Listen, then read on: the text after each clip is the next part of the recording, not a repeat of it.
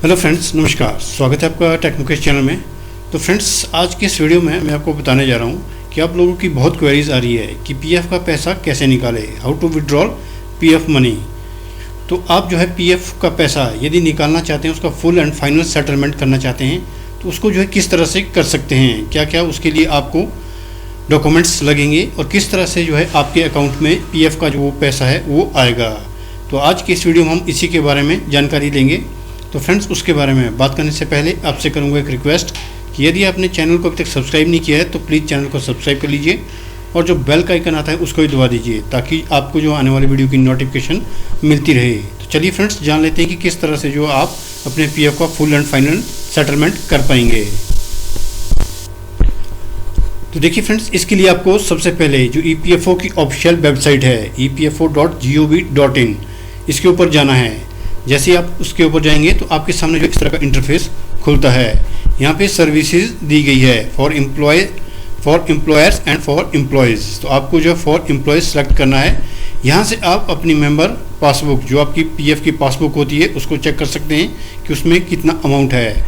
फिर member UAN, जो आपका यूएएन नंबर आपको अलॉट किया हुआ होता है, या इसको आप खुद भी जो है वो जनरेट कर सकते हैं। उसके बाद उमंग ऐप में कौन कौन सी जो फैसिलिटीज़ दी गई है, उमंग ऐप के थ्रू आप फ़ोन से भी जो है इस क्लेम को कर सकते हैं। फ़ोन में भी आपको यही सारी सुविधाएं मिल जाती है जो कि आपको एक लैपटॉप या पीसी में मिलती है। उसके बाद यदि आपने अपने पीएफ के लिए अप्लाई किया है तो यहाँ से आप अपना क्लेम स्टेटस, इसको जो है वो यहाँ से चेक कर सकते हैं। फिर ये जो आपको दिया गया है EPF IGMS, यहाँ से यदि कोई आपकी कंप्लेंट हो तो आप जो है यहाँ से अपना ग्रीवेंस जो है वो अपनी कंप्लेंट रजिस्टर कर सकते हैं और इसमें अपनी कंप्लेंट के थ्रू आप EPF से पूछ सकते हैं कि जो भी आपकी प्रॉब्लम है उसके रिगार्डिंग आप इनको मैसेज कीजिए। आपका जो कंप्लेंट होगी वो इसी के थ्रू यहाँ से रजिस्टर्ड होती है। ये पेंशनरों के लिए दिया गया है कि यहाँ से उनकी यदि वो कुछ पेंशन के बारे में जानना चाहते हैं तो वो पेंशन के जो पोर्टल है यहाँ से उसके बारे में जान सकते हैं। फिर one employ one EPF account, यदि आप एम्प्लॉय हैं, ठीक है, और आपका जो है वो किसी दूसरी कंपनी में भी पीएफ कट रहा है, मान लो आप किसी कंपनी में जॉब कर रहे हैं, उस कंपनी को आपने छोड़ दिया, उसके बाद आप दूसरी कंपनी में चले गए हैं। तो जब आप दूसरी कंपनी में गए हैं वहाँ से जो है आपने रिज़ाइन नहीं दिया है, या मान लो आपने 1 मंथ जो है जॉब की है, जॉब छोड़ने के बाद 1 मंथ जॉब करने के बाद आप जो है फिर से अपनी पुराने वाली कंपनी में जो है आपने ज्वाइन कर लिया, तो जो इस कंपनी में आपका पीएफ कटा होगा, आप जो है इसको पुराने वाले जो आपका पीएफ अकाउंट है इसमें भी ट्रांसफ़र कर सकते हैं। एक सब्सक्राइबर्स थे, उनका एक मेरे को मैसेज आया था, उन्होंने मुझसे ये क्वेश्चन पूछा था कि सर मैं किसी कंपनी में काम कर रहा हूँ लेकिन मैंने वहाँ पे जो है वो रिज़ाइन नहीं डाला है और मैंने दूसरी कंपनी ज्वाइन कर ली।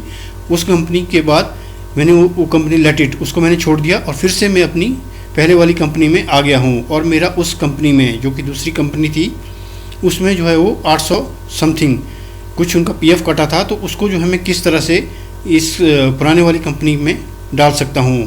तो ये फैसिलिटी जो है one employ one EPF account, ये फैसिलिटी उन मेंबर्स के लिए दी गई है जिनका कि दूसरी कंपनी में भी पीएफ कट रहा है और उस पीएफ को जो है वो इसमें वापस ला सकते हैं। तो चलिए अब जानते हैं कि आपको किस तरह से जो है वो पीएफ के लिए अप्लाई करना है। तो जब आप पीएफ के लिए अप्लाई करेंगे तो यहाँ पे मेंबर यूएएन ऑनलाइन सर्विस, इसके ऊपर आपको क्लिक करना है और आपके सामने जो है ये इस तरह का वेब पेज खुलता है। यहाँ पे आपको अपना यूएएन नंबर, पासवर्ड और ये जो कैप्चा दिया गया है इसको फिल करना है। इसके बाद आपके सामने जो है ये इस तरह का पेज ओपन होगा। यहाँ पे आपको दिया गया है e nomination facility is available with e sign, please file your information immediately if not filled as yet.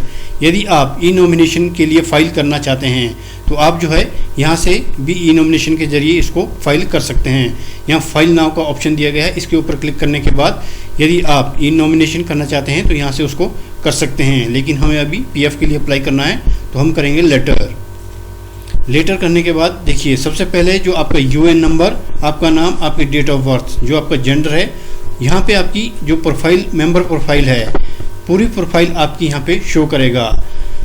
अब आपको अपने पीएफ के लिए फुल एंड फाइनल सेटलमेंट करना है तो उसके लिए सबसे ज़रूरी चीज़ आधार।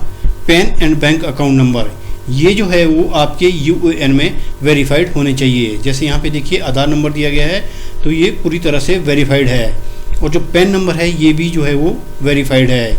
इसी तरह जो बैंक अकाउंट नंबर है ये भी आपका पूरी तरह से वेरीफाइड है। इसी तरह से जो पैन नंबर है वो भी आपका वेरीफाइड होगा।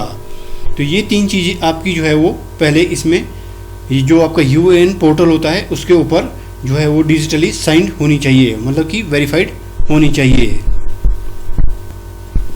अब आपको यहाँ पे ऑनलाइन सर्विस इसके ऊपर क्लिक करना है। जैसे आप इसके ऊपर क्लिक करते हैं तो आपके सामने देखिए claim from 31/19/10C and 10D, 1 member 1 EPF account transfer request, track claim status और डाउनलोड एनेक्स्चर। तो यहाँ से भी जो है आप अपना क्लेम स्टेटस चेक कर सकते हैं। और जो मैंने बताया था कि किस तरह से आप यदि दूसरी कंपनी में काम कर रहे हैं और पहली वाली कंपनी में अपना PF ट्रांसफ़र करना चाहते हैं तो यहाँ से आप कर सकते हैं। अब यहाँ पे दिया गया है claim from 13/19/10C and 10D। तो सबसे पहले देखिए जो फॉर्म 31 है वो एडवांस PF के लिए अप्लाई होता है, मतलब कि यदि आप अपने PF से एडवांस निकालना चाह रहे हैं तो आपको जो है फॉर्म 31 साइन फिल करना पड़ेगा। उसके बाद form number 19 and 10C and 10D। ये जो 10D फॉर्म है ये अभी आपके काम का नहीं है, आपको सिर्फ फॉर्म 19 और 10C जो है फिल करना है। यदि आप अपने PF से एडवांस निकालना चाहते हैं तो आपको फॉर्म 31 अप्लाई करना पड़ेगा। तो फिलहाल जो है हम अब इसके ऊपर क्लिक करते हैं।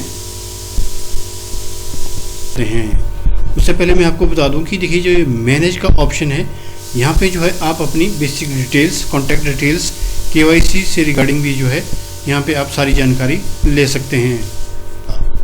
अब यहाँ पर आप जो है यहाँ पे स्टेटस चेक कर सकते हैं, अप्रूव, अप्रूव एंड अप्रूव। आपका भी इसी तरह से ये अप्रूव होना चाहिए।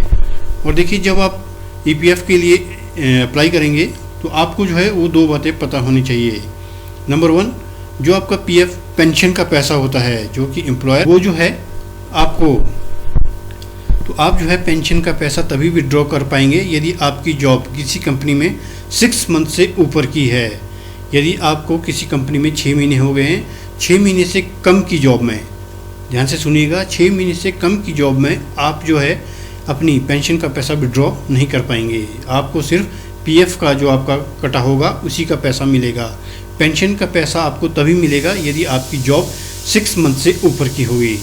ठीक है, तो यहाँ पे आप मार्क एग्जिट, जो डेट ऑफ एग्जिट होती है, जैसे डेट ऑफ आपकी ज्वाइनिंग, जिस दिन से आपका PF कटना शुरू हुआ वहाँ पर आपको डेट ऑफ ज्वाइनिंग दी हुई होगी। और जब आप जॉब को छोड़ेंगे तो आपकी जो डेट ऑफ एंडिंग है वो भी वहाँ पे अपडेट होनी चाहिए। जब आपकी डेट ऑफ एंडिंग आपका एम्प्लॉयर उसको जब आपका एम्प्लॉयर डेट ऑफ एंडिंग को आपके यूएएन में अपडेट कर देगा उसके बाद ही जो है आप अपने PF के लिए अप्लाई कर सकते हैं ऑनलाइन। तो यहाँ पे जो है आप अपनी डेट ऑफ एग्जिट को भी मार्क कर सकते हैं। यहाँ पे आपको सेलेक्ट करना है और जो आपकी कंपनी होगी उसका यहाँ पे आपको स्टेटस दिखेगा, आपको इसके ऊपर क्लिक करना है। यहाँ पर देखिए यहाँ पे शो कर रहा है date of exit can only be updated after 2 months of last contribution made by the employer. जो आपका एम्प्लॉयर है, जो उसने आपके PF जमा करवाया है, लास्ट PF जो जमा करवाया है, मान लीजिए आपने जॉब छोड़ी है मार्च में, तो जो मार्च में आपका PF जमा किया है उसके बाद अप्रैल मई 2 महीने पूरे होने के बाद जब आपके अप्रैल और मई के 2 months कंप्लीट हो जाएंगे तो आप जो है जून में जाके जो है अपनी PF को अप्लाई कर सकते हैं। और डेट ऑफ एग्जिट, यदि आपका एम्प्लॉयर डेट ऑफ एग्जिट जो है वो नहीं डालता है, क्योंकि बहुत सारे एम्प्लॉयर होते हैं जो डेट ऑफ एग्जिट को नहीं डालते हैं, वो आपको थोड़ा आनाकानी करते हैं डेट ऑफ एग्जिट के लिए।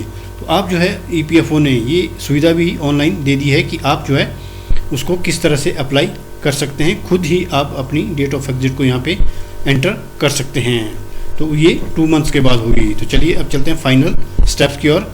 यहाँ पे देखिए फॉर्म 31/19/10C जो आपका आ गया है। यहाँ पर आपको जो है आपका बैंक अकाउंट नंबर सबमिट करना होगा। चलिए सबमिट करते हैं।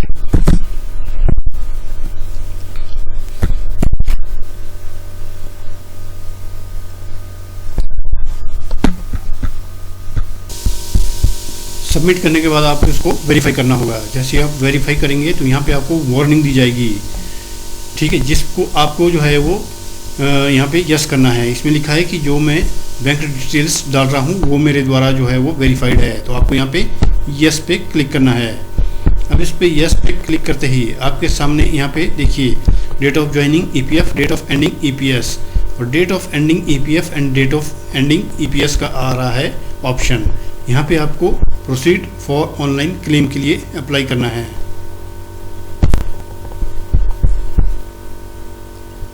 हेलो, देखिए यहाँ पे जो आपका पूरी डिटेल आ चुकी है। I want to apply for, ये जो कॉलम है यहाँ पे आपको देखिए पीएफ एडवांस फॉर्म, यहाँ पे आपको पीएफ एडवांस का दे रहा है ऑप्शन, यहाँ पे दी जा रही है। ये यहाँ पे आप देख रहे होंगे कि यहाँ पे सिर्फ पीएफ एडवांस फॉर्म 31 की ऑप्शन यहाँ पे दी जा रही है। ये इसलिए कि जो ये जिनका ये ईपीएफ नंबर है, तो इन्होंने जो है अभी तक डेट ऑफ एंडिंग जो है वहाँ पे अपडेट नहीं हुई है, क्योंकि ये अभी इस कंपनी में काम कर रहे हैं, तो इनका रनिंग चल रहा है। तो यहाँ से जो है आप जैसे इस पर क्लिक करेंगे तो ये एडवांस के लिए, तो यहाँ पे देखिए सिलेक्ट सर्विस, यहाँ पे आपको सर्विस सेलेक्ट करनी है जो आपकी कंपनी का नाम होगा।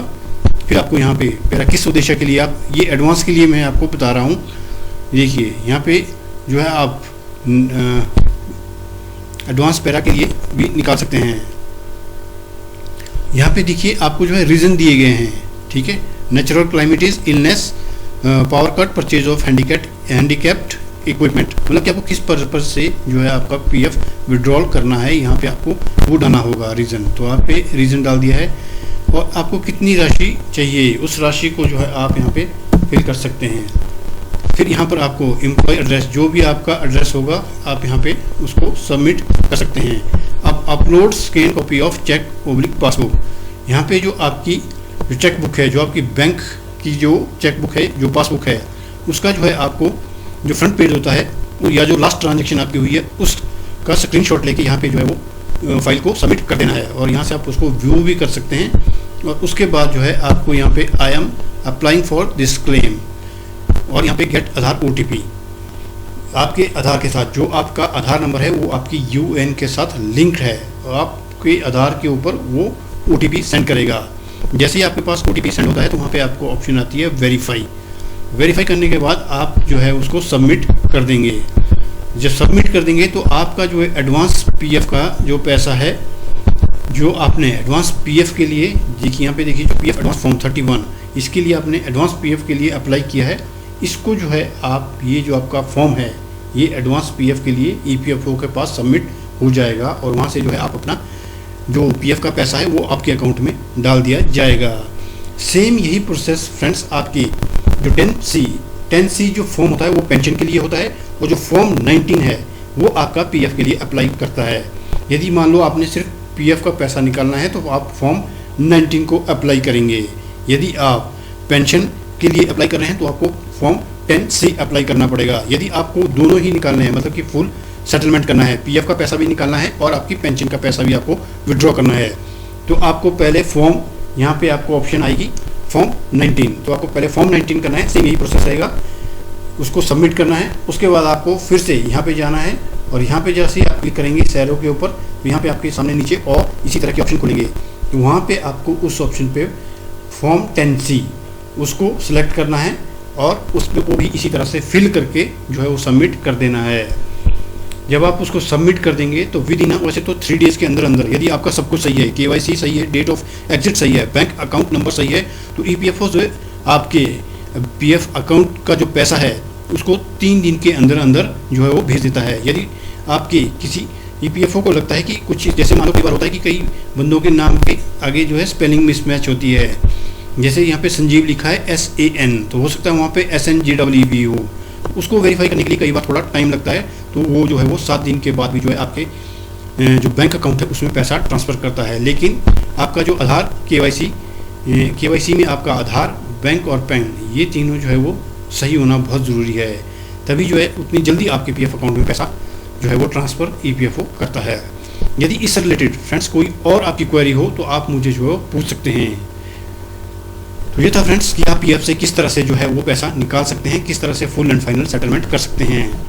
यदि आपको ये वीडियो जानकारी पसंद आई हो तो प्लीज़ इसे लाइक और शेयर करना मत भूलिएगा। Thanks for watching. Thank you very much.